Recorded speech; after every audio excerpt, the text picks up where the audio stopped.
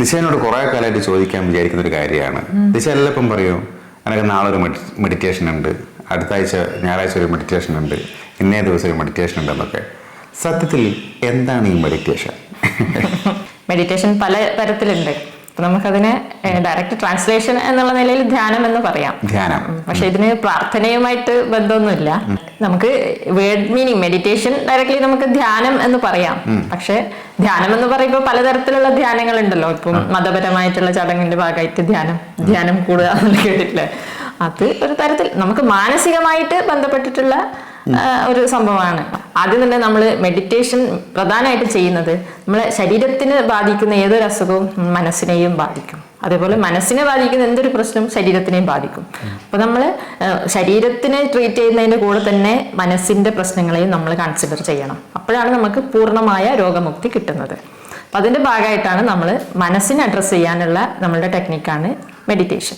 ഇപ്പം നമുക്കൊരു ചെറിയ തുമ്മൽ ഉണ്ടായാൽ പോലും ഇപ്പൊ എല്ലാവരും ഡോക്ടറെ കാണിക്കാൻ പോവും ഇപ്പോഴത്തെ സമൂഹം. കാരണം എന്ന് വെച്ചാല് വെച്ചോണ്ടിരിക്കരുത്, വേഗം ഡോക്ടറെ കാണിച്ചോ എന്ന് പറയും. പക്ഷെ നമുക്ക് മനസ്സിന് എന്ത് പ്രശ്നം ഉണ്ടായാലും നമുക്ക് ഡോക്ടറെ കാണാൻ പോവാൻ മടിയാണ്. കാരണം എന്ന് വെച്ചാല് മനസ്സിന് പ്രശ്നം ഉണ്ടെന്ന് തന്നെ നമ്മൾ എന്താ ഭ്രാന്ത്, ഒരു മാനസിക രോഗം. അതെ, പിന്നെ ഒരിക്കലും അങ്ങനെ കാണിച്ചിട്ടുണ്ടെങ്കിൽ പറയാം അവർക്ക് എന്തോ പ്രശ്നം ഉണ്ടെന്ന് വെച്ചാൽ ജീവിതകാലം മുഴുവനും ആ ഒരു പേരിലായിരിക്കും അവർ അറിയപ്പെടുക. അപ്പൊ അങ്ങനെയൊക്കെയുള്ള സമൂഹത്തിൽ അങ്ങനെ ഒരു തെറ്റിദ്ധാരണ ഉള്ളത് കൊണ്ട് പലരും മനസ്സിന് എന്ത് പ്രശ്നം ഉണ്ടെങ്കിലും അവർ തുറന്നു പറയാനോ ഒരു പ്രൊഫഷണലി ഒന്ന് കാണിക്കാനോ ഡോക്ടറെ കാണിക്കാനോ അവർക്ക് മടിയായിരിക്കും. പലരും തുറന്നു പറയില്ല. അതുകൊണ്ട് തന്നെ പ്രശ്നങ്ങൾ ചെറിയൊരു പ്രശ്നമായിരിക്കും, പക്ഷെ അത് അവർ വലിയ പ്രശ്നങ്ങളാക്കി മാറ്റും. അത് കുടുംബത്തെയും നമ്മളെ ആരോഗ്യസ്ഥിതി എല്ലാം ബാധിക്കുന്ന രീതിയിലായി മാറും.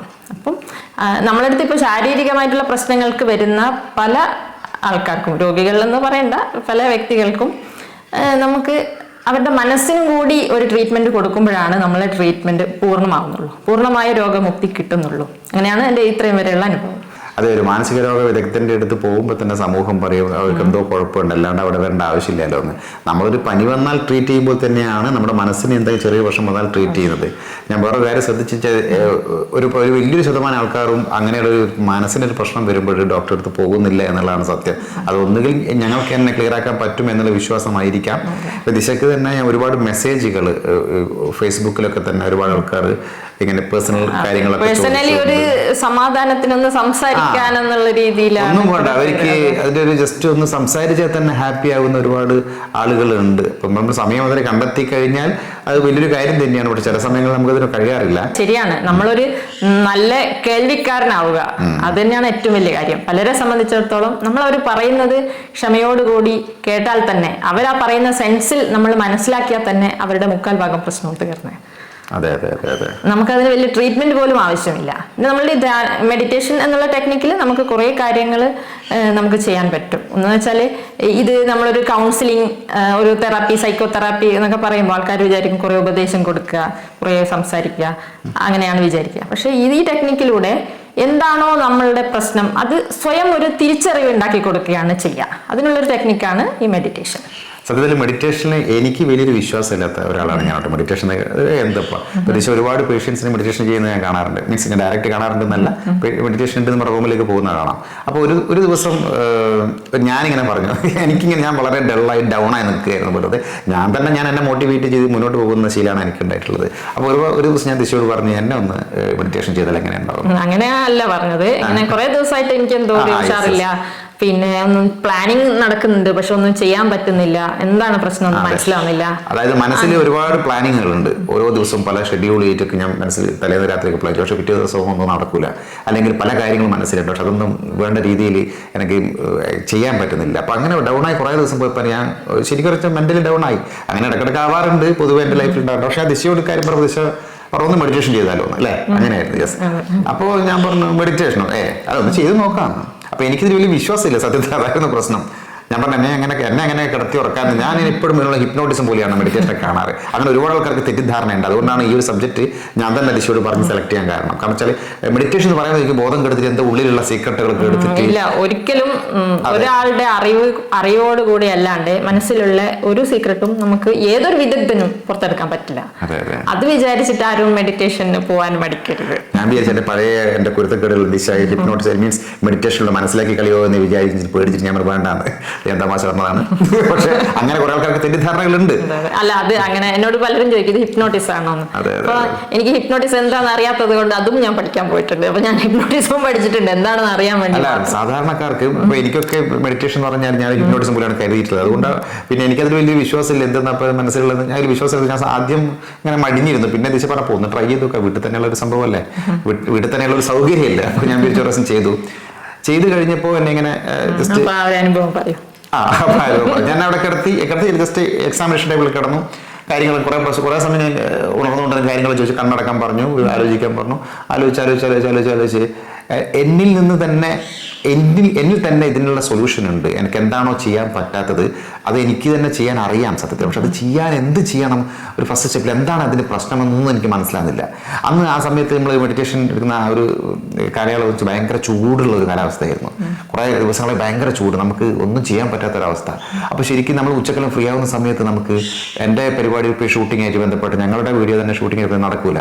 കാരണം സത്യം എന്നെ ചൂട് വല്ലാതെ. അപ്പോൾ ചോദിച്ചൊരു ഇത് ചിലപ്പോൾ 1-2 മണിക്കൂറൊക്കെ എടുക്കട്ടെ ഈ മെഡിറ്റേഷൻ എന്ന സംഭവം. അപ്പോൾ ചോദിച്ച് ക്ലൈമാക്സ് എത്തിയത് എന്താണെന്ന് വെച്ച് കഴിഞ്ഞാൽ നല്ല പ്രകൃതി രമണീയമായ ഒരു സ്ഥലം, നല്ല തണുത്ത നല്ല കാറ്റൊക്കെയുള്ള നല്ല കൂളായ ഒരു പ്രദേശത്ത് ഒരു ജലത്തിൽ ഒരു പുഴ പോലത്തെ പുഴയിൽ ഒരു മുതല ഇങ്ങനെ നിൽക്കുക, നല്ല സുഖസുന്ദരമായിട്ട് മുതല ഇങ്ങനെ നിൽക്കുന്നത്. അവിടുന്ന് കട്ടായി അല്ലേ, അവിടുന്ന് സ്റ്റക്കായി അവസാനം കഴിഞ്ഞ് ഞാൻ ഉണർന്നു. അപ്പോൾ ദിശയോട് ചോദിച്ചു പറഞ്ഞു, ബാക്കി ദിശ പറഞ്ഞോ എന്താണ്? അല്ല, ഇത് എനിക്ക് വന്ന തിരിച്ചറിവല്ല, അത് സ്വയം മനസ്സിലാക്കിയതാണ്. ആ മുതല ഞാനായിരുന്നു ആക്ച്വലി. ആ മുതല ഞാനിങ്ങനെ വളരെ കൂളായ കാമൻ കോയറ്റ് നല്ല തണുത്ത ഒരു അന്തരീക്ഷത്തിൽ ഇങ്ങനെ. അതാണ് ആക്ച്വലി വേണ്ട ഒരു സംഭവം. ശരീരത്തിനും മനസ്സും ആഗ്രഹിക്കുന്നത് അങ്ങനെ ഒരു കാലാവസ്ഥയാണ്. പക്ഷെ നേരെ ഓപ്പോസിറ്റ് ആണ് ഇപ്പൊ ഉള്ള കാലാവസ്ഥ. അപ്പോ അതുകൊണ്ട് ഒന്നും ചെയ്യാൻ പറ്റുന്നില്ല, ആകെ അസ്വസ്ഥതയാണ്. പക്ഷെ അത് ഈ കാലാവസ്ഥയാണ് ഈ പ്രശ്നമെന്ന് മനസ്സിലായില്ല. അത് മെഡിറ്റേഷനിലൂടെ തിരിച്ചറിഞ്ഞു. പക്ഷെ അതിനുശേഷം ഈ മെഡിറ്റേഷന് ശേഷം പിന്നെ നല്ല ആക്റ്റീവായിട്ട് എല്ലാ കാര്യങ്ങളും ചെയ്യാൻ പറ്റിയായിരുന്നു. അതെന്താ ഇവിടെ നമ്മൾ മനസ്സിലാക്കിയ, പിന്നീട് ഞങ്ങൾ ഡിസ്കഷനിൽ മനസ്സിലാക്കിയത് ഒരു മടിയുടെ ലക്ഷണം ഈ കാലാവസ്ഥ കാരണം എനിക്ക് എല്ലാം ചെയ്യാനൊരു മടിഞ്ഞിരിക്കുകയാണ് ഞാൻ ആക്ച്വലി. അപ്പോൾ ഈ മടി കാരണമാണ് ഞാൻ ഇതിലേക്കുള്ളത് എന്ന് ഞാൻ തന്നെ തിരിച്ചറിഞ്ഞു. പിന്നെ ആ മുതല ഞാനായിരുന്നു, ആ മടിയാണ് എന്നെ ഒരു കാര്യത്തിൽ. ചൂടൊന്നും ഒരു വിഷയമില്ലല്ലോ നമുക്ക്, നമ്മൾ ജോലിയായിട്ട് ബന്ധപ്പെട്ടിട്ട് ചൂടൊരു വിഷയമില്ലല്ലോ ആർക്കും. പക്ഷെ നമ്മൾ അങ്ങനെ, അപ്പോൾ ആ മടി കാരണം എനിക്ക് എൻ്റെ ജോലി ചെയ്യാൻ പറ്റുന്നില്ല. വിഷമം പിറ്റേന്ന് മുതൽ ഞാൻ ഉണർന്നു. മടി മാത്രം എൻ്റെ മനസ്സിലേക്ക് വരും, പൊറ എന്ന് പറഞ്ഞ് ഞാൻ എൻ്റെ കാര്യങ്ങൾ ചെയ്തു തുടങ്ങി, ആക്റ്റീവായി. ഇപ്പം നമ്മളിപ്പോൾ സോഷ്യൽ മീഡിയത്തിന് ഇടയ്ക്ക് ചില പോയിന്റിൽ നമ്മൾ കുറച്ച് കാലം വീഡിയോസ് ഇടാനാവും, മെന്റലി ഡൗൺ ആവും, അല്ലെങ്കിൽ ബിസി ആവും, എന്തെങ്കിലും കാരണങ്ങളുണ്ടാവും. പക്ഷെ ഒരു മടി കാരണം ഇതിങ്ങനെ ബ്ലോക്കായി നിൽക്കാറുണ്ട് ഭയങ്കര പ്രശ്നം തന്നെയല്ലേ.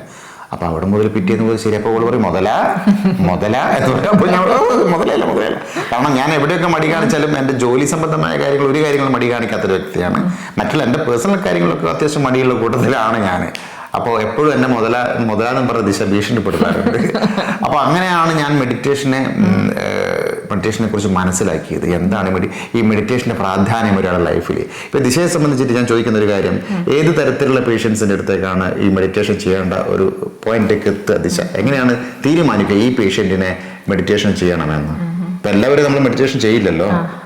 മിക്കവാറും പേഷ്യൻസിന് മെഡിറ്റേഷൻ കൊടുക്കാറുണ്ട്. കാരണം എന്ന് വെച്ചാൽ ഞാൻ ആദ്യം പറഞ്ഞ പോലെ ശരീരത്തിനെയും മനസ്സിനെയും അഡ്രസ്സ് ചെയ്യുമ്പോഴാണ് നമ്മൾ ട്രീറ്റ്മെന്റ് പൂർണ്ണമാകുള്ളൂ. അതുകൊണ്ട് ഒരുവിധ എല്ലാ പേഷ്യൻസിനും മെഡിറ്റേഷൻ ഒരു സിറ്റിംഗ് എങ്കിലും കൊടുക്കാറുണ്ട്. പക്ഷെ ചിലർക്ക് കൂടുതൽ സിറ്റിംഗ് ആവശ്യം വരും. എന്ന് വെച്ചാൽ ഇപ്പം ശരീരത്തിൽ കാണുന്ന പല പ്രശ്നങ്ങളും, ഇപ്പൊ വേദന ആയിക്കോട്ടെ, അതിന്റെ യഥാർത്ഥ കാരണം മനസ്സിലാണ് എന്ന് പല പേഷ്യൻസിൽ നിന്നും എനിക്ക് തോന്നിയിട്ടുണ്ട്. അത് ആദ്യം വരുമ്പോൾ തന്നെ നമുക്ക് ഒരു സംസാരത്തിൽ നിന്ന് തന്നെ ഒരു മാനസികമായി അവർ പ്രശ്നങ്ങൾ അനുഭവിക്കുന്നുണ്ടോ, സ്ട്രെസ് ഉണ്ടോ എന്നൊക്കെ നമുക്ക് മനസ്സിലാവുമല്ലോ സംസാരിക്കുമ്പോൾ തന്നെ. അപ്പൊ നമ്മൾ തീരുമാനിക്കും ഇവർക്ക് ആദ്യത്തെ ഘട്ടത്തിൽ തന്നെ മെഡിറ്റേഷൻ ആവശ്യം വരുമെന്നും നമുക്ക് തോന്നും. ചിലർക്ക് തോന്നും ഇവർക്ക് മെന്റലി കുറച്ച് നല്ല സ്ട്രോങ് ആണ്, ആദ്യം തന്നെ വേണ്ടി വരില്ല, ശരീരത്തിൻ്റെതൊക്കെ ഏകദേശം മാറട്ടെ പിന്നെ കൊടുത്താൽ മതി മെഡിറ്റേഷൻ തോന്നും. അപ്പൊ അങ്ങനെയുള്ളവരെ നമ്മൾ മെഡിറ്റേഷൻ ലാസ്റ്റ് സ്റ്റേജിലൊക്കെയാണ് ചെയ്യാറ്. പക്ഷെ അങ്ങനെ വിചാരിക്കുന്ന പലർക്കും മാനസികമായിട്ട് വളരെ കൂടുതൽ പ്രശ്നങ്ങൾ അവരനുഭവിക്കുന്നുണ്ട്. നമുക്ക് ആ മെഡിറ്റേഷൻ ആ സിറ്റിങ്ങിൽ മാത്രമാണ് മനസ്സിലാവുള്ളൂ.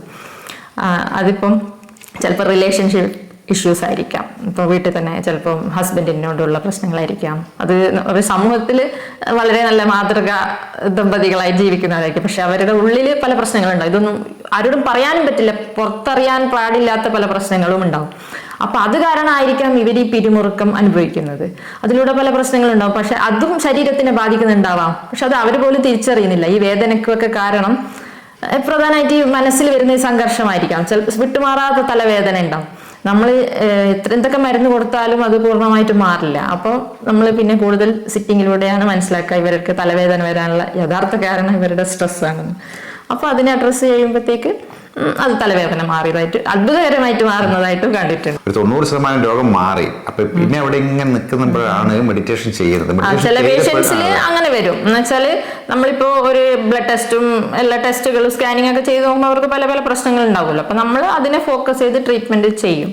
എന്നാലും പൂർണ്ണമായും മാറുമെന്ന് നമുക്ക് തോന്നുന്ന ചില കണ്ടീഷൻസിലും പൂർണ്ണമായും മാറാൻ ഒരു പൂർണ്ണതയിൽ എത്താത്ത ആൾക്കാരുണ്ടാവും. അപ്പോഴാണ് നമ്മൾ മെഡിറ്റേഷനിലേക്ക് പോകുന്നത്. അപ്പൊ നമ്മൾ തിരിച്ചറിയും ഇവർക്ക് വേറെ മാനസിക ഇതുവരെ നമ്മൾ കണ്ട ആളല്ല, അവരെ മനസ്സിലേക്ക് ഇറങ്ങി ചെല്ലുമ്പോഴാണ് നമുക്ക് മനസ്സിലാവുക ഈ പല പ്രശ്നങ്ങളും അഗാധമായിട്ടുള്ള കുറെ പ്രശ്നങ്ങൾ സബ് കോൺഷ്യസ് ലെവലിലൊക്കെ അവർക്കുണ്ടാവും. അപ്പൊ അതൊക്കെ നമ്മൾ അഡ്രസ്സ് ചെയ്യുമ്പോൾ മെല്ലെ മെല്ലെ ഇവരുടെ പ്രശ്നങ്ങളൊക്കെ മാറി ഇവർ ആക്റ്റീവായി അങ്ങനെ കാണുന്നുണ്ട്. അത് ഒരു സിറ്റിങ്ങിൽ തന്നെ മാറ്റങ്ങൾ കാണുന്നുണ്ട്. പിന്നെ നമുക്ക് അവരുടെ പൂർണ്ണമായും മാറ്റം വരണമെങ്കിൽ പല പല സിറ്റിങ്ങുകൾ ആവശ്യമായി വരും. അതായത് ട്രീറ്റ്മെന്റ് കഴിയാനായിട്ടും ഒരു പൂർണ്ണമായ ഒരു ഹാപ്പിനെസ് കിട്ടുന്നില്ല. അപ്പോഴാണ് എനിക്കൊന്ന് കൂടുതൽ പേഷ്യൻസിനും മെഡിറ്റേഷൻ ചെയ്തിട്ടുണ്ട്. മെഡിറ്റേഷൻ ചെയ്യുമ്പോൾ ഒരു പൂർണ്ണതയിൽ എത്തിയ ഒരുപാട് പേഷ്യൻസ് ഉണ്ട്. അല്ല, ഞാനിത് മനസ്സിലാക്കിയ മറ്റൊന്നല്ല, നമ്മൾ ഒരുപാട് പേഷ്യൻസിന്റെ റിവ്യൂസ് എടുത്തിട്ടുണ്ടായിരുന്നു. എല്ലാവരും ഒരേപോലെ പറഞ്ഞൊരു കാര്യമാണ്.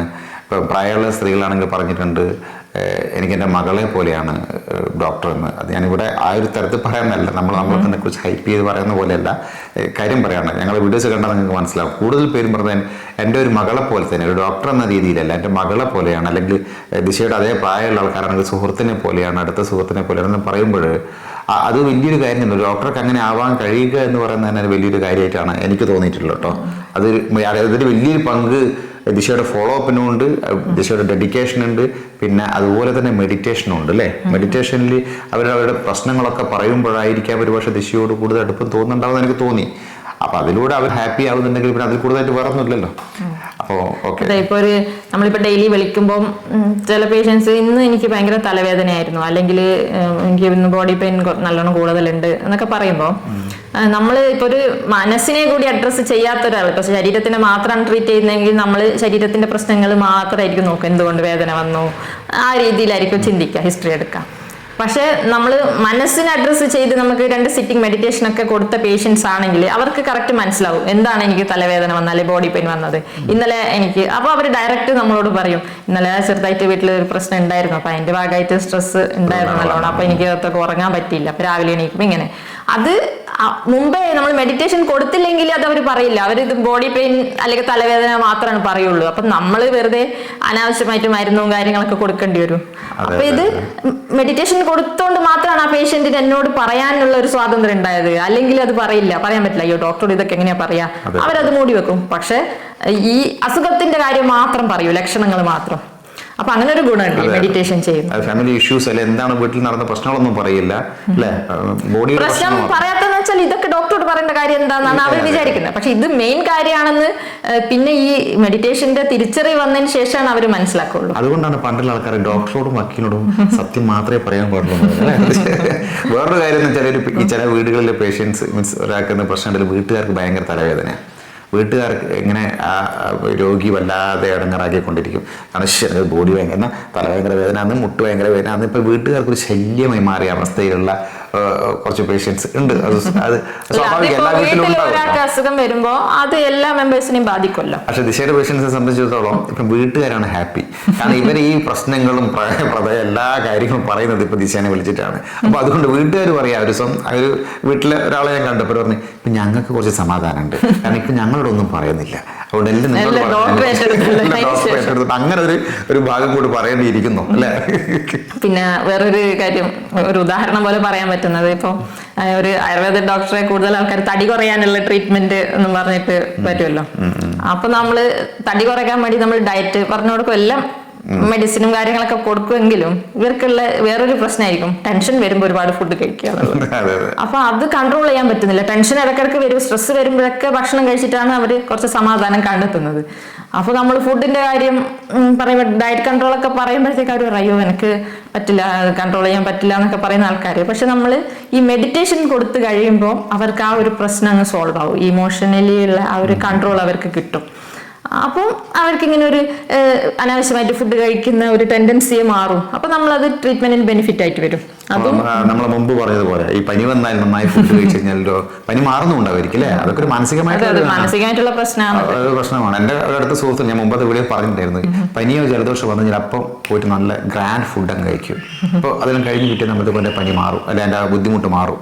അങ്ങനെ അതും ആ തരത്തിലുള്ള ഒരു സംഭവമാണ് അല്ലേ? അതെ. പിന്നെ ഡയറക്റ്റ് ആയിട്ട് മെഡിറ്റേഷന് വേണ്ടി മാത്രം വരുന്ന ഒരു കാറ്റഗറി എന്ന് പറഞ്ഞാൽ കുട്ടികളാണ്.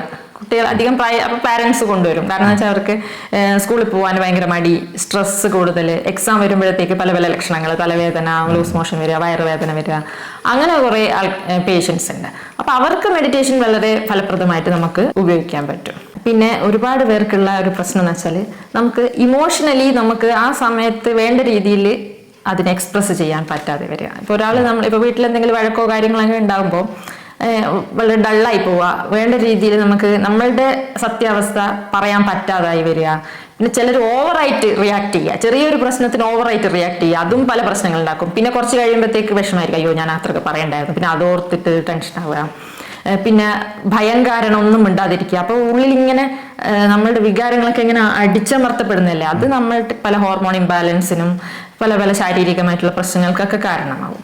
അപ്പൊ ഇത് കാലങ്ങളായിട്ട് ഇങ്ങനെ അനുഭവിച്ചിരുന്ന എങ്ങനെയാണ് മാറ്റം വരുത്തേണ്ടതെന്ന് അറിയാതെ പിന്നെ അത് രോഗിയായി മാറുന്ന പല ആൾക്കാരുണ്ട്. അപ്പോൾ ഇവർക്കൊക്കെ മെഡിറ്റേഷൻ വളരെ ഫലപ്രദമായിട്ട് കാണും. പിന്നെ നമ്മളോട് ഇഷ്ടമില്ലാത്ത ആൾക്കാരുമായിട്ടായിരിക്കും നമ്മളെപ്പോഴും നിരന്തരം ഡീൽ ചെയ്യേണ്ടത്. അപ്പൊ അവരെ കാണുമ്പോൾ തന്നെ നമുക്ക് മനസ്സിനൊരു വല്ലായിക ഫീൽ ചെയ്യും. പക്ഷെ അത് അവരോട് വളരെ ഹാപ്പി ആയിട്ട് പെരുമാറേണ്ടതായിട്ടും വരും. അപ്പോൾ നമ്മുടെ മനസ്സിലൊന്ന് നമ്മൾ പുറത്ത് കാണിക്കുന്ന ഒന്ന്, ഇതൊക്കെ നമ്മളെ മനസ്സിനെ വളരെ വിഷമിപ്പിക്കുന്ന കാര്യമാണ്. ചിലർ വളരെ വിദഗ്ധമായിട്ട് നേരിടുമെങ്കിലും കുറെ ആൾക്കാർക്ക് അങ്ങനെ ഡീൽ ചെയ്യാൻ ഭയങ്കര പ്രയാസമാണ്. അതിപ്പോ ജോലി സ്ഥലത്തായാലും വീടുകളിൽ തന്നെയും അങ്ങനെ പല പ്രശ്നങ്ങളുണ്ട്. പിന്നെ നമ്മൾ ഇപ്പൊ ഹസ്ബൻഡ് ആണെങ്കിൽ ഹസ്ബൻഡിന്റെ ക്യാരക്ടർ വൈഫിന് അഡ്ജസ്റ്റ് ചെയ്യാൻ പറ്റാതെ അങ്ങനെ വല്ല പ്രശ്നങ്ങൾക്ക്, കുറ്റപ്പെടുത്തലുകൾ മാത്രം സഹിക്കും, എല്ലാ ജോലിയും ചെയ്യണം, പിന്നെ കുറ്റപ്പെടുത്തലുകൾ മാത്രം മദറല്ലോ ഇൻലോസിന്റെ ഭാഗത്തു നിന്നൊക്കെ കുറ്റപ്പെടുത്തുക. അപ്പോൾ ഇത് സ്ത്രീകൾ ഒരുപാട് പേര് അനുഭവിക്കുന്ന ഒരു പ്രശ്നമാണ്. അത് ഇമോഷണലി അവർ ഒരുപാട് വിഷമങ്ങൾ അനുഭവിക്കും. അവർക്ക് മെന്റൽ സപ്പോർട്ട് വളരെ കുറവായിരിക്കും. ഹസ്ബൻഡ് പോട്ടെ സാരയില്ല എന്നൊരു വാക്ക് പറഞ്ഞാൽ തീരുന്ന പ്രശ്നം ഉണ്ടാവും, പക്ഷെ അത് പറയില്ല, ഇവരെ തന്നെ കുറ്റപ്പെടുത്തും. അപ്പൊ ഇങ്ങനെ അനുഭവിച്ച് ഇവർക്ക് കുറേ പ്രശ്നങ്ങൾ ഉണ്ടാവും. പക്ഷെ ഇതൊന്നും ഇവർ ആരോടും പറയുകയില്ല. അതിന് ശരിയായിട്ടുള്ളത് എങ്ങനെയാണ് അതിന് പുറത്തു വരേണ്ടതെന്നൊരു ഗൈഡൻസ് കിട്ടുകയില്ല. ഇവര് ഇപ്പൊ ആരോടെങ്കിലും പറഞ്ഞാൽ ചിലപ്പോൾ അവർ ആ ഒരു സെൻസിൽ എടുക്കണം എന്നില്ല. അവർ മറ്റുള്ളവരോട് പോയി പറഞ്ഞ് അത് വഷളാക്കി കുടുംബം തന്നെ തകരുന്ന പല പ്രശ്നങ്ങളും ഉണ്ട്. അപ്പൊ അതൊക്കെ നമുക്ക് മെഡിറ്റേഷനിലൂടെ നമുക്ക് ശരിയായിട്ടുള്ള തീരുമാനം, അത് നമ്മൾ ഡോക്ടർ തീരുമാനം എടുത്ത് കൊടുക്കുന്നതല്ല, ഈ മെഡിറ്റേഷനിലൂടെ അവരുടെ ഉള്ളിൽ നിന്ന് തന്നെ ഒരു തിരിച്ചറിവ് വരും. ഈ മെഡിറ്റേഷനിലൂടെ സൊല്യൂഷൻ വരും. പിന്നെ ഇവർ ഒരുപാട് ബോൾഡ് ആവും. അപ്പൊ മുമ്പേ നമ്മളെ അലട്ടിക്കൊണ്ടിരിക്കുന്ന പല പ്രശ്നങ്ങളും പിന്നെ അതൊരു പ്രശ്നം അല്ലാതായി മാറും. ഇപ്പൊ എനിക്കിപ്പോ അവിടെ പോയിട്ട് അവരുടെ വീട്ടിൽ പോയി പ്രോബ്ലംസ് സോൾവ് ചെയ്ത് കൊടുക്കാൻ പറ്റില്ലല്ലോ. പക്ഷെ ഇവരുടെ മനസ്സിന് ആ ഒരു സ്റ്റെബിലിറ്റി കിട്ടുകയാണ് ഈ മെഡിറ്റേഷനിലൂടെ. അപ്പൊ പിന്നെ ഇതിനെ ഇവർ സംയമനത്തോടെ അതിനെ നേരിടുകയും അത് സോൾവ് ആക്കാൻ ഇവർ തന്നെയാണ് മുൻകൈ എടുത്ത് ശരിയാക്കുക. പണ്ട് ഇതൊരു വലിയ പ്രശ്നമായിട്ട് ഇവർക്ക് ഫീൽ ചെയ്യും. പക്ഷെ പിന്നെ അത് ഈ മെഡിറ്റേഷനൊക്കെ ശേഷം അതൊരു പ്രശ്നമേ അല്ലാതായി മാറും. അതായത് ഓരോ ഇഷ്യൂസും വീട്ടിലുണ്ടാകുന്ന ഓരോ ഇഷ്യൂസും എങ്ങനെ ടാക്കിൾ ചെയ്യണം, എങ്ങനെ അതിനെ കാണണം എന്നൊക്കെയാണ് മനസ്സിലാക്കുന്നത്. അല്ലെ, പൊസസീവായ ഒരു ഭാര്യ ഭർത്താവിനെ ഇങ്ങനെ ഇറിറ്റേറ്റ് ചെയ്ത് ഭർത്താവിന് ശല്യമായി മാറിയെന്ന് വെച്ചോ. അപ്പോൾ ആ ഭാര്യ ഈ ഒരു ഭർത്താവ് തീരെ സപ്പോർട്ട് ചെയ്യേണ്ട ഒരു മെഡിറ്റേഷൻ ചെയ്തിട്ട് അപ്പോൾ ഈ ഭാര്യയുടെ മിസ്റ്റേക്ക് ആയിരുന്നു തിരിച്ചറിയുന്ന ഒരു നിമിഷം ഉണ്ടല്ലോ, അതൊക്കെ തന്നെയാണ് ഈ മെഡിറ്റേഷൻ. അത് മെഡിറ്റേഷനിലൂടെ തിരിച്ചറിവ് വരും. അപ്പൊ ഇത്രയും നാള് ഇവരുടേതാണ് ഭർത്താവിന് ഒരു കുഴപ്പവും ഇല്ലായിരിക്കും, പക്ഷെ ഇവരെപ്പോഴും വിചാരിക്കുന്ന ഭർത്താവിന് എന്നോട് സ്നേഹമില്ല, ഭർത്താവിന് വേറെ എന്തോ റിലേഷൻ ഉണ്ട്, അങ്ങനെയൊക്കെ ആയിരിക്കും ഇവർ ചിന്തിക്കുക. അങ്ങനെ ഒന്നും ഇല്ലായിരിക്കും. അപ്പൊ ഈ മെഡിറ്റേഷനിലൂടെ അവർക്കൊരു തിരിച്ചറിവാണ് വരുന്നത്. ഇത്രയും നാള് ഞാനായിരുന്നു തെറ്റുകാരി, എന്റെ ചിന്തയുടെ പ്രശ്നമായിരുന്നു എന്നൊക്കെ അവർക്ക് തിരിച്ചറിവ് വരുമ്പോൾ അവർ കാണുന്ന ആ കാഴ്ചക്ക് തന്നെ ഒരു മാറ്റം വരും. അപ്പൊ പ്രശ്നങ്ങൾ സോൾവ് ആയി വരും. ഇതൊക്കെ അവര് തന്നെയാണ് മനസ്സിലാക്കുന്നതും അതിന്റെ ഇഷ്യൂസ് പറയുന്നതും മനസ്സിലാക്കുന്നത്. അല്ലാണ്ട് ഒരു ഡോക്ടറുടെ കൈകടത്തിലോ അല്ലെങ്കിൽ വേറൊരാളുടെ കൈകടത്തിലോ ഒന്നുമില്ല, മാത്രം. അത് അവര് തന്നെ ചിന്തിച്ച് അതിനുള്ള സൊല്യൂഷൻസും ആ പ്രശ്നങ്ങളും എല്ലാം അവർ തന്നെ ഇല്ലാതാക്കി, അല്ലെ, ഒരു മായ്ച്ചു കളിയെന്ന് പറയില്ല, പല കാര്യങ്ങളും നമ്മൾ ഇത്രയും കാലം ചിന്തിച്ച് കൂട്ടിയ കാര്യങ്ങളൊക്കെ മായ്ച്ചു കളിച്ച് ഒരു പുതിയ ജീവിതത്തിലേക്ക് പോവുക എന്നുള്ള സംഭവം തന്നെയാണ്. അല്ലെ, തിരിച്ചറിവ് എന്നൊരൊറ്റ വേർഡിൽ വേണേ അതിനെ, തിരിച്ചറിവ് തന്നെയാണ് ഒരു ഐ ഓപ്പണിംഗ്. അതെ അതെ കണ്ണ് തുറക്കൽ. പിന്നൊരു വിഭാഗം വരുന്നത് ഇപ്പൊ പ്രിയപ്പെട്ടവരുടെ വേർപാട്. ഇപ്പം അത്രക്ക് സ്നേഹത്തോടെ കഴിഞ്ഞുകൊണ്ടിരുന്ന ഭാര്യയും ഭർത്താവും പെട്ടെന്നൊരു ദിവസം ഭർത്താവ് മരിച്ചുപോയി. അപ്പൊ അത് ഒരിക്കലും ഭാര്യ അത്രയും സ്നേഹത്തോടെ കഴിഞ്ഞ വർഷങ്ങളായിട്ട് ഒരുമിച്ച് ജീവിച്ച ആൾക്കാർക്ക് പെട്ടെന്ന് ഒരാളുടെ ആ ഒരു മിസ്സിങ് താങ്ങാൻ പറ്റില്ല. അപ്പൊ അതിന്റെ ഭാഗമായിട്ട് എന്താവും, ഉറക്കമില്ലായ്മ, പിന്നെ വീട്ടിൽ നിന്ന് പുറത്തിറങ്ങാൻ പറ്റാത്ത സ്ഥിതി, മനസ്സിൻ്റെ ഉള്ളിൽ സംഘർഷം, എനിക്ക് ആരുമില്ല എന്നുള്ള തോന്നൽ, അതൊക്കെ പല പ്രശ്നങ്ങളും ഉണ്ടാക്കും. ഇപ്പം ഓൾറെഡി ശരീരത്തിന് ഇപ്പൊ BP, ഷുഗർ അങ്ങനെയൊക്കെ ഉള്ള ആൾക്കാർക്ക് ഇതൊക്കെ കൺട്രോളിൽ വരാതിരിക്കുക, എത്ര മരുന്ന് ഡോസ് കൂട്ടിയിട്ടും ഷുഗർ ലെവൽ കൺട്രോളിൽ വരാതിരിക്കുക, അങ്ങനെയൊക്കെയുള്ള പല പ്രശ്നങ്ങളും വരും ഇതിന് ശേഷം. അപ്പൊ നമുക്ക് എന്താക്കാം, മെഡിറ്റേഷനിലൂടെ നമുക്ക് പല സിറ്റിങ്ങിലൂടെ നമുക്ക് ഇതൊക്കെ പരിഹരിക്കാൻ പറ്റും. ഇപ്പൊ ഉറക്കമില്ലായ്മ നമുക്ക് മെഡിസിന്റെ ആവശ്യം പോലും ഇല്ല, മെഡിറ്റേഷനിലൂടെ തന്നെ നമുക്ക് ശരിയാക്കാൻ പറ്റും. എന്ന് വെച്ചാൽ എല്ലാ കേസും ശരിയാക്കാൻ പറ്റുന്നില്ല, ഇതുപോലുള്ള പല കേസുകളും നമുക്ക് 2-3 സിറ്റിങ്ങിലൂടെ തന്നെ പൂർണ്ണമായും ശരിയാക്കാൻ പറ്റിയിട്ടുണ്ട്. അതുപോലെ തന്നെ തീരെ പുറത്തിറങ്ങാൻ പറ്റില്ല, എനിക്ക് ആൾക്കാരെ ഫേസ് ചെയ്യാൻ പറ്റുന്നില്ല, അങ്ങനെയൊക്കെയുള്ള പ്രശ്നങ്ങൾ മെല്ലെ മെല്ലെ അവർ അത് നേരിട്ട്, നമ്മളതിന് എന്തെങ്കിലും പ്രശ്നം ഉണ്ടെങ്കിൽ അത് ഒളിച്ചോടി അതിനെ ശരിയാക്കാൻ, ഇപ്പൊ ആൾക്കാർ പലരും ചെയ്യുന്ന അങ്ങനെ, അതിനെ ഫേസ് ചെയ്യാൻ പേടിയായിരിക്കും. അയ്യോ അവരെന്ത് വിചാരിക്കും, എന്നോട് അവർ ചോദിക്കില്ലേ, അതൊക്കെ വിചാരിച്ച് അവർ ഫേസ് ചെയ്യില്ല. പക്ഷെ നമ്മൾ ഈ മെഡിറ്റേഷനിലൂടെ നമ്മളതിന് മനസ്സിൽ അത് ഫേസ് ചെയ്യിപ്പിക്കുകയാണ് ആ സിറ്റുവേഷൻ. അപ്പൊ അവർക്കത് പരിചിതമായി, പിന്നെ അവർക്കത് നേരിട്ട് ആ ഒരു എക്സ്പീരിയൻസ് വരുമ്പോൾ അതൊരു പ്രശ്നമല്ല, നമുക്ക് മുമ്പ് എക്സ്പീരിയൻസ് ഉണ്ട് ഇത് നേരിട്ടിട്ടുള്ള ആ ഒരു പരിചിതത്വം വരും ഈ മെഡിറ്റേഷനിലൂടെ. അപ്പോൾ ഭയം ഉണ്ടാവില്ല. അങ്ങനെയാണ് ഇത് മെല്ലെ മെല്ലെ അവർ തരണം ചെയ്യുന്നത്. അപ്പോൾ ഈ മെഡിറ്റേഷൻ കൂടുതലായും സ്ത്രീകൾക്കാണോ പുരുഷന്മാർക്കാണോ കൂടുതൽ ആവശ്യമായി വരുന്നത്? കാരണം കുറച്ചും കൂടെ സോഫ്റ്റ് ലേഡീസിനെയാണ് നമ്മൾ കണ്ടുവരുന്നത്, അതുകൊണ്ട് ചോദിച്ചതാണ്. നമ്മൾ അങ്ങനെയാണ് വിചാരിക്കുക, സ്ത്രീകൾക്കായിരിക്കും മാനസികലി ഇമോഷണലി ഉള്ള പ്രോബ്ലംസ് ഒക്കെ കൂടുതലെന്ന് നമ്മൾ വിചാരിക്കും. പക്ഷെ എൻ്റെ അടുത്ത് വരുന്ന പുരുഷന്മാർക്കും ഒരുപാട് ഇതുപോലെ ഈ പ്രശ്നങ്ങളുണ്ട്, ഒന്ന് ഓപ്പൺ ആയിട്ട് പറയാൻ പറ്റാത്ത പ്രശ്നങ്ങളും. നമ്മൾ കാണുമ്പോൾ വിചാരിക്കും ഇവർ ഭയങ്കര ധൈര്യശാലിയാണ്, ബോൾഡാണെന്നൊക്കെ നമ്മൾ വിചാരിക്കും. പക്ഷെ നമ്മൾ അവരെ പേഴ്സണലി സംസാരിക്കുമ്പോഴാണ് അവർക്ക് അവരുടെ മനസ്സത്രക്ക് ലോലമാണെന്ന് നമ്മൾ മനസ്സിലാക്കുക. അപ്പോൾ അവര് തുടങ്ങുമ്പോൾ തന്നെ കരയും. അതെന്ന് വെച്ചാൽ ഈ ആണുങ്ങൾക്ക് പ്രത്യേകിച്ച് എന്താ, ചെറുപ്പം മുതലേ എന്താണ് കേൾക്കുന്നത്, ആണുങ്ങൾ കരയ മോശമാണ് എന്നൊക്കെ പറഞ്ഞിട്ടല്ലേ സമൂഹത്തിൽ കാണുന്നത്. അപ്പൊ ഇവരുടെ ആ ഒരു ഇമോഷൻസ് പുറത്ത് എക്സ്പ്രസ് ചെയ്യാൻ പറ്റില്ല. അപ്പൊ അതിങ്ങനെ അടുക്കി വെച്ച് നമ്മളിപ്പോ ആ രീതിയിൽ അഡ്രസ്സ് ചെയ്യുമ്പോൾ, ഇപ്പൊ ഒരു പ്രൊഫഷണലി നമ്മളെ മുമ്പിൽ വന്നിരിക്കുകയാണല്ലോ അവര്, അപ്പൊ അവർക്ക് എക്സ്പ്ലെയിൻ ചെയ്യാൻ മടിയില്ല. അവർ നമ്മളോട് ഓപ്പൺ ആയിട്ട് പറയാൻ തുടങ്ങുമ്പോൾ തന്നെ കരഞ്ഞ് അങ്ങനെയുള്ള പലരെ കാണാൻ കീരിക്കാടൻ ജോസിനോട്ടുണ്ടാവും, മനസ്സാണ് കുഞ്ചാക്കോണ്ടാവും, പാവല്ലേ. അങ്ങനെ ഒരുപാട് പേരുണ്ട്. അപ്പൊ അവരുടെ പ്രശ്നം എന്ന് വെച്ചാല് ഒരു പ്രായം കഴിഞ്ഞു കഴിഞ്ഞാല്, ഒരു 50 വയസ്സൊക്കെ കഴിഞ്ഞു കഴിയുമ്പോൾ അമ്മയും മക്കളും ഒരു സെറ്റാണ്, എന്നെ ആരും മൈൻഡ് ചെയ്യുന്നില്ല, എന്റെ കാര്യങ്ങൾ നോക്കാൻ ആരും ഇല്ല, അങ്ങനെ ഒരു ഫീലിംഗ് കൂടുതൽ ആൾക്കാർക്കും വരുന്നുണ്ട്. അപ്പൊ അങ്ങനെയുണ്ട്. അപ്പൊ അവർക്ക് അവർ ഔട്ടാണ്. അവർക്കൊരു ഇപ്പൊ പ്രത്യേകിച്ച് വരുമാനം ഒന്ന് കുറഞ്ഞു വരുമ്പോ മക്കളുടെ കയ്യിലാവുമ്പോ അല്ല, ഇത്രയും നാൾ അച്ഛനായിരുന്നു കുടുംബമൊക്കെ നോക്കിക്കൊണ്ട്, അപ്പൊ അവർക്ക് വോയിസ് ഉണ്ടായിരുന്നു. അപ്പൊ ഒന്നൊരു പ്രായം കഴിയുമ്പോഴത്തേക്ക് പിന്നെ മക്കളെ ഏറ്റെടുക്കും. അപ്പൊ മക്കൾക്ക് കൂടുതലും പ്രത്യേകിച്ച് ആൺമക്കളാണെങ്കിൽ അമ്മമാരോടായിരിക്കും എല്ലാ കാര്യങ്ങളും പറയാ, അച്ഛനെ ആ ഒരു രീതിയിലല്ലേ ഇവർ കണ്ട് ശീലിച്ചിട്ടുള്ളത്. അപ്പൊ പിന്നെ അച്ഛൻ ഇതിൽ ഒരു വോയിസ് ഇല്ല, അത് അങ്ങനെ ഒന്നും ഉണ്ടാവില്ല ചിലപ്പോൾ. പക്ഷെ ഇവരുടെ തോന്നലാണ്, ഇനി എന്നെ കൊണ്ട് വലിയ ഇവർക്കൊരു കാര്യമൊന്നുമില്ല, അതുകൊണ്ട് എന്നെ ഇവർ മൈൻഡ് ചെയ്യുന്നില്ല, അങ്ങനെ ഒരു ഫീലിംഗ്. അപ്പൊ ഒരു ചെറുതായിട്ടൊരു ചിലപ്പോൾ അവർ നല്ലോണം സ്നേഹിക്കുന്ന ആൾക്കാരായിരിക്കാം, പക്ഷെ ഇവരുടെ മനസ്സിന്റെ ഉള്ളിൽ അങ്ങനെ ഒരു ചിന്ത. പിന്നെ ഇവരുടെ കാര്യത്തിനൊന്നും ഇടപഴകില്ല, ഒരു ഒറ്റക്ക് റൂമിൽ, പിന്നെ എവിടെയെങ്കിലും പോയാൽ അവരൊറ്റക്കായി പോവാ. അവർ തീരുമാനിക്കുന്നതാണ്. യഥാർത്ഥത്തിൽ ഒരു പ്രശ്നമുള്ളവരും ഉണ്ടാവാം, പക്ഷെ കുറെ പേർക്ക് ഇതൊന്നും വീട്ടുകാർ അറിയുന്ന പോലും ഇല്ല, ഇവർക്ക് ഇങ്ങനെ ഒരു പ്രശ്നം ഉണ്ടെന്ന് ഇവരാരോട് പറയുന്നുമില്ല. അപ്പോൾ അങ്ങനെയുള്ളവർ നമ്മളടുത്ത് വന്നിട്ട് ഒരുപാട് കാര്യങ്ങൾ ഷെയർ ചെയ്യുമ്പോഴത്തേക്ക് അവർക്ക് തന്നെ ഒരു തിരിച്ചറിവ് വരും, ഇതൊക്കെ എൻ്റെ മിസ്റ്റേക്ക് ആയിരുന്നു എന്ന്. അപ്പൊ അതിലൂടെ കുറെ റിക്കവറി കിട്ടാൻ. പിന്നെ ഒരു വിഭാഗം ആൾക്കാർക്ക് വരുന്ന പ്രശ്നമാണ്, ഒരുപാട് കാര്യങ്ങൾ ചെയ്യണം എന്നൊക്കെ പ്ലാനിങ് ഒക്കെ ഉണ്ടാവും, പക്ഷെ എല്ലാം പിന്നെ ആവട്ടെ മാറ്റി വെക്കുക. അതെ, എന്ന് വെച്ചാൽ അങ്ങനെ സ്ഥിരമായിട്ട് പിന്നെ അത് ക്യാരക്ടറായിട്ട് നമുക്ക് ഒരു ഡെവലപ്മെന്റും ഇല്ലാണ്ട് ഇങ്ങനെ ഒന്നിനും കൊള്ളാണ്ട് ഇങ്ങനെ ഇരിക്കുക. അപ്പൊ അതിന്റെ കാരണം കൊണ്ട് പിന്നെ കുറെ സ്ട്രെസ് അനുഭവിക്കുക, എന്നെ ആർക്കും വേണ്ട, ഞാനിങ്ങനെ ആയിപ്പോയി, അതാലോചിച്ചിട്ട് ടെൻഷൻ അടിക്കുക. പക്ഷെ നമ്മൾ ചെയ്യേണ്ട കാര്യങ്ങൾ ചെയ്യാനോട്ട് പറ്റുന്നുമില്ല. അപ്പൊ അങ്ങനെ ഒരു കുറച്ച് ആൾക്കാരുണ്ട്. അപ്പൊ അവർക്കും ഈ മെഡിറ്റേഷൻ വളരെ എഫക്റ്റീവാണ്.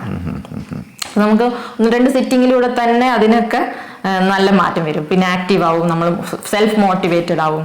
നമുക്കിപ്പോ മോട്ടിവേഷണൽ സ്പീച്ച് ഒക്കെ ഒരുപാട് ആൾക്കാർ ഇപ്പൊ ഉണ്ട്. അപ്പൊ അത് കേൾക്കുമ്പോൾ നമുക്ക് ഭയങ്കര ആവേശമായിരിക്കും, നാളെ തൊട്ട് നമ്മൾ അങ്ങനെ ആവുന്നു. പക്ഷെ ഒന്നുമില്ല, ഈ സ്പീച്ച് കേട്ട് കഴിഞ്ഞാൽ അടുത്ത നിമിഷം നമ്മൾ പണ്ടത്തെ ആൾക്കാർ തന്നെയാണ്. പക്ഷെ അത് നമുക്ക് ഉള്ളിൽ നിന്ന് ആ ഒരു പരിവർത്തനം വരുമ്പോഴാണ് നമ്മൾ യഥാർത്ഥത്തിൽ അത് ചെയ്തു തുടങ്ങുന്നത്. അപ്പൊ ചെയ്തു തുടങ്ങുമ്പോൾ നമുക്ക് അതിന്റെ സക്സസ് റേറ്റ് ആ ഒരു വിജയം കാണുമ്പോൾ നമുക്കത് ആവേശം വരും, പിന്നെ നമ്മളത് ഹാബിറ്റ് ആക്കും, നമ്മൾ കണ്ടിന്യൂ ചെയ്യും. അങ്ങനെ നമുക്ക് വലിയ അതിലൂടെ വലിയ നമുക്ക് കാര്യങ്ങൾ റിസൾട്ടും കിട്ടും. നമ്മൾ ഈ ഒരു ഒന്ന് ഉഷാറായിട്ട് കാര്യങ്ങളൊക്കെ ചെയ്ത് തുടങ്ങി കഴിഞ്ഞാൽ അതിന്റെ റിസൾട്ട് കൊണ്ട് കിട്ടുമ്പോൾ നമുക്ക് മനസ്സിലാവും പിന്നീട് അയ്യോ ഞാൻ അന്ന് ചിന്തിച്ച എത്ര വലിയ തെറ്റായിരുന്നു, അന്ന് ഈ ഒരു മടി കാരണമായിരുന്നു എനിക്ക് ഇതൊക്കെ സംഭവിച്ചത്.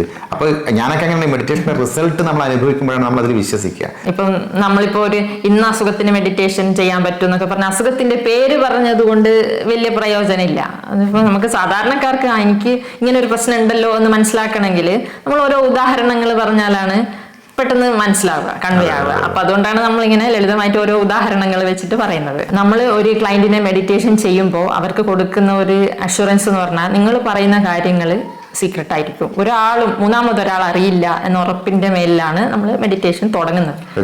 എന്നോട് പോലും പറയാറില്ല, ഞാൻ ആരോടും പറയില്ല. കാരണം വെച്ചാൽ അത് നമ്മൾ ആ ഒരു പറഞ്ഞ എത്തിക്സിന് എതിരാണ്, അതുകൊണ്ട് പറയില്ല. എന്റെ പല സുഹൃത്തുക്കൾ ദിശയുടെ ക്ലയന്റ് ആണ്, അപ്പോൾ നമ്മളെ ശരിയല്ലല്ലോ. അപ്പൊ ഇപ്പൊ എനിക്ക് എന്റെ റിലേറ്റീവ്സ് ഉണ്ട് മെഡിറ്റേഷൻ ചെയ്യുന്ന, എന്റെ ഫ്രണ്ട്സ് ഉണ്ട്, എല്ലാവരും ഉണ്ട്. അപ്പൊ നമ്മൾ ഒരു കാര്യം നമ്മൾ മറ്റുള്ളവരോട് ഒരിക്കലും റിവീൽ ചെയ്യാൻ പാടില്ല. ഒരു വിഭാഗം നമ്മളെടുത്ത് അപ്രോച്ച് ചെയ്യുന്ന ആൾക്കാരാണ് ഉയർന്ന തലത്തിൽ ജോലി ചെയ്യുന്ന ആൾക്കാർ. അവരാണ് ഏറ്റവും കൂടുതൽ സ്ട്രെസ് അനുഭവിക്കുന്നത്. ഇപ്പൊ സാധാരണ ജോലികളൊക്കെ വലിയ റെസ്പോൺസിബിലിറ്റി ഇല്ലാത്ത ജോലിയൊക്കെ ചെയ്യുന്ന ആൾക്കാർ ഇങ്ങനെ തട്ടിമുട്ടി പോകുന്നുണ്ട്, വലിയൊരു സ്ട്രെസ് ഇല്ലെന്ന്. പക്ഷെ ഏറ്റവും ഉയർന്ന സ്ഥാനത്ത് നിൽക്കുന്ന ആൾക്കാരാണ് ഏറ്റവും കൂടുതൽ സ്ട്രെസ് അനുഭവിക്കുന്നത്. അപ്പൊ അങ്ങനെയുള്ള ആൾക്കാർക്ക് കുറെ പ്രശ്നങ്ങളുണ്ട്. അവർ കൂടുതൽ വർക്കഹോളിക്കും ആയിരിക്കും. എന്ന് വെച്ചാൽ ജോലി തന്നെ എപ്പോഴും മനസ്സിൽ ജോലിയോടുള്ള ആത്മാർത്ഥത കൂടുതലായിരിക്കും. അങ്ങനെയുള്ളവരാണ് അങ്ങനത്തെ പൊസിഷനിലേക്ക് എത്തുന്നത്.